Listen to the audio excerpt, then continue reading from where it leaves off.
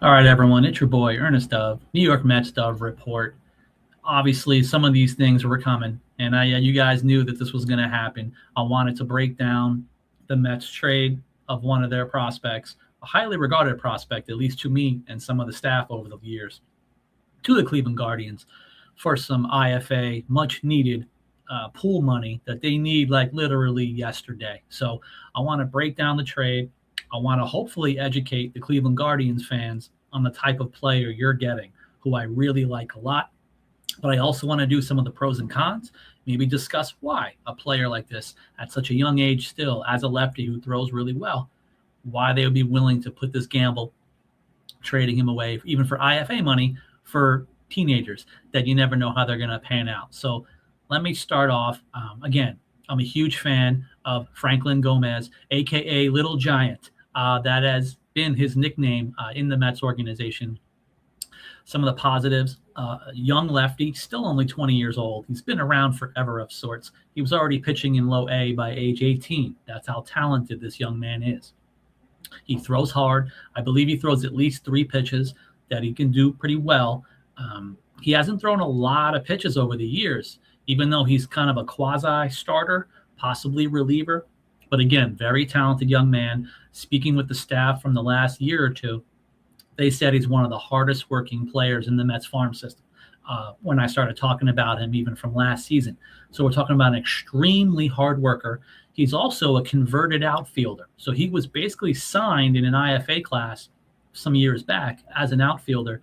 They immediately kind of transitioned him to a pitcher, and he's kind of been thriving ever since that immediate transition in pro ball. That's another good projectable guy to keep getting better by the year as he continues to pitch now more and more. Those are some of the upsides. Maybe some of the possible negative things or detracting things from a Franklin Gomez. The walk rate is a little bit over 4 per 9 innings. It looks like his K rate dropped a little bit last year. So in the 2025 MILB season, as he got to a little bit higher level in A ball, looks like the K rate went down a little. And the walk rate is still a little over 4 per 9 each kind of season in pro ball for him.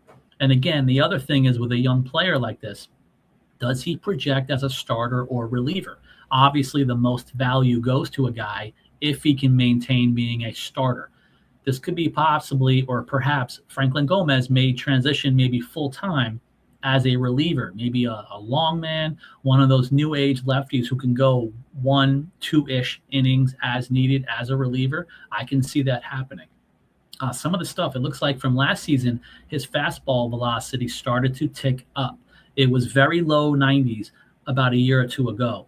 And it looks like he was getting up to 91, 92, 93 miles an hour. Now, again, with a guy like this, if you transitioned him full time, possibly to pen arm, maybe he can get 94, 95 plus as a pure 1, 2 inning reliever. That could be something maybe the Guardians will consider and think about in their player development. But overall, this is a trade that had to be made. The Mets came into this signing class after stealing Wandy Asigan from the Yankees in this current IFA class. The Mets kind of didn't have enough money to pay him. So, but again, nothing illegal about it. And usually in IFA classes, my understanding now, the teams have until December of 2026 to officially sign everyone in this class. But obviously, there's already been reports they've already signed the top 2 mega prospects to their IFA deals day one on January 15th. But they probably definitely needed this extra money from the Guardians to pay for the remaining players in this class. But again, they do have time. And some of you may be asking, well, why give up a talented young pitcher like Franklin Gomez for 16-year-olds that you never know what's going to happen? But that makes sense. But you know what? Honestly, at the same time, I personally believe it's not even just about the players themselves. Although even I spoke with a Mets source this morning, they're excited about specifically Wandy Asigan. Even talking about, oh man, I felt bad. I gave my prospect hugging, talking to my Mets source, that I felt bad about it. But their response was, we got a really good player. So the Mets are obviously super excited. But again, the other thing you have to realize, some of these moves are made years in advance with representatives of these players in these academies. So it's not always just as simple as, okay, we stole one guy, let's get rid of other guys. Like, it's really not that simple.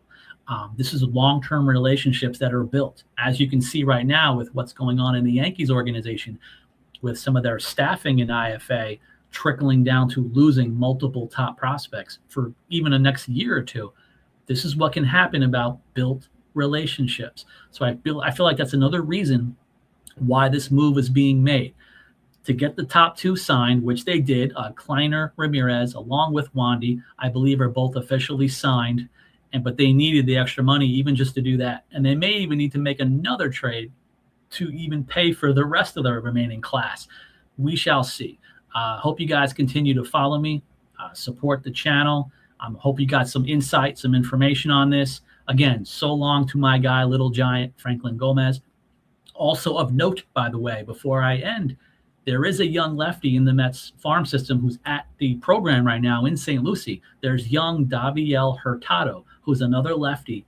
He could be maybe a version of a replacement immediately for a player like Franklin Gomez. I expect some big things out of Daviel Hurtado, who might even have more pitch command than Franklin Gomez. Again, I can't compare players, but they both happen to be lefty. They both happen to be in that age 20-ish range. So this is what happens in Mets and other teams' farm systems with depth. They keep one guy who's actually in this camp. My understanding, Franklin Gomez was not invited to this particular current program going on right now at Clover Park in the backfields in Port St. Lucie. Doesn't mean they didn't do it because they were going to trade him. But again, this is some of this stuff that I've been learning even through this morning. Hope you guys got some good information out of it. And I'll see you guys next time.